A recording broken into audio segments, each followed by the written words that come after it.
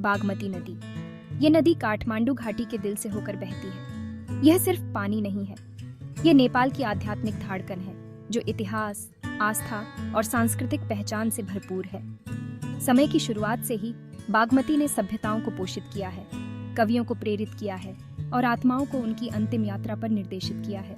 इसका पानी, जिसे दिव्य शक्ति से भरपूर माना जाता है, पीढ़ियों के लिए सांत्वना और प्रेरणा का एक निरंतर स्रोत रहा है। नेपाल के लोगों के लिए बागमती सिर्फ एक नदी नहीं है, बल्कि एक पवित्र इकाई है, एक जीवित देवी है जो श्रद्धा और सम्मान की पात्र है। बर्फ से ढके हिमालय से लेकर नीचे मैदानों तक बागमती की यात्रा जीवन, मृत्यु और पुनर्जन्म के चक्र को दर्शाती है, जो हिंदू धर्म के केंद्र में है। यह आस्था की स्थायी शक्ति और प्रकृति और आध्यात्मिकता के बीच घनिष्ठ संबंध का प्रमाण है, जो नेपाली आत्मा को परिभाषित करता है। बागमती नदी हिंदू मृत्यु अनुष्ठानों में एक मार्मिक भूमिका निभाती है। ये भौतिक दुनिया और परलोक के बीच एक सेतु का काम करती है। जब एक जीवन समाप्त होता है तो मृतक को नदी के किनारे पवित्र घाटों पर लाया जाता है। उनकी अंतिम यात्रा पानी के किनारे से शुरू होती है। यहाँ मंत्रोच्चार और प्रार्थनाओं के बीच शरीर का अंतिम संस्कार किया जाता है और धुआं आत्मा को उसके स्वर्गीय निवास की ओर ले जाता है। राख बागमती के प्रवाह को सौंप दी जाती है, जो जीवन की क्षणभंगुर प्रकृति और वापसी के शाश्वत चक्र का प्रतीक है।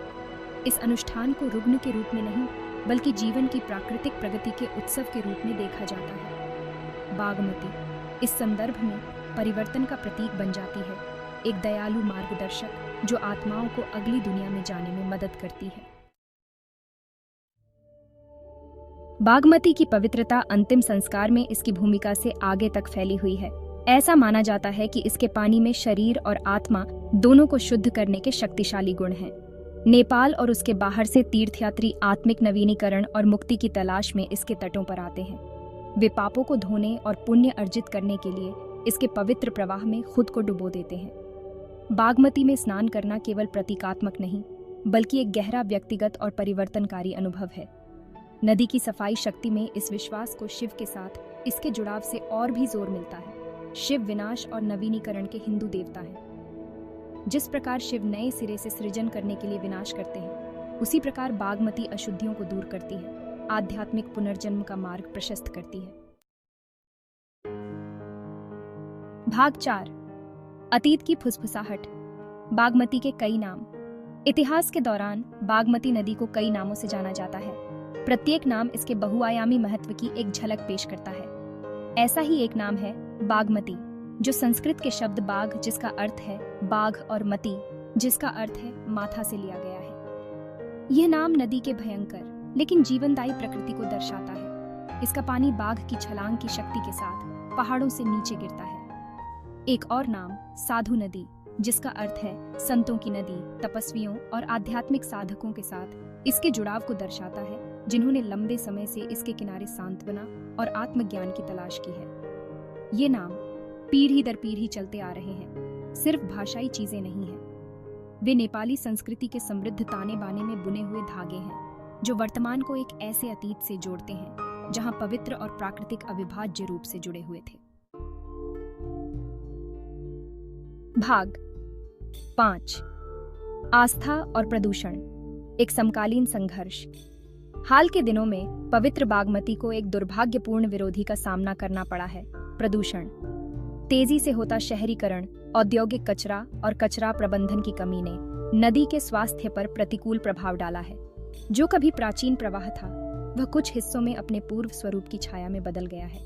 यह प्रदूषण न केवल पर्यावरण के लिए खतरा है, बल्कि उन लोगों को भी बहुत दुखी करता है जो नदी की पवित्रता का सम्मान करते हैं। हालांकि इस चुनौती के बीच आशा की किरण है। बागमती को उसके पुराने गौरव को वापस लाने के लिए समुदायों, गैर सरकारी संगठनों और सरकार के नेतृत्व में विभिन्न पहल चल रही है। इस महत्वपूर्ण जलमार्ग की रक्षा करने की आवश्यकता के बारे में जागरूकता भी आचर रही है, जो इसके आध्यात्मिक महत्व और पारिस्थितिक महत्व के लिए गहरे सम्मान से प्रेरित है। भाग 6, बागमती की स्थायी भावना।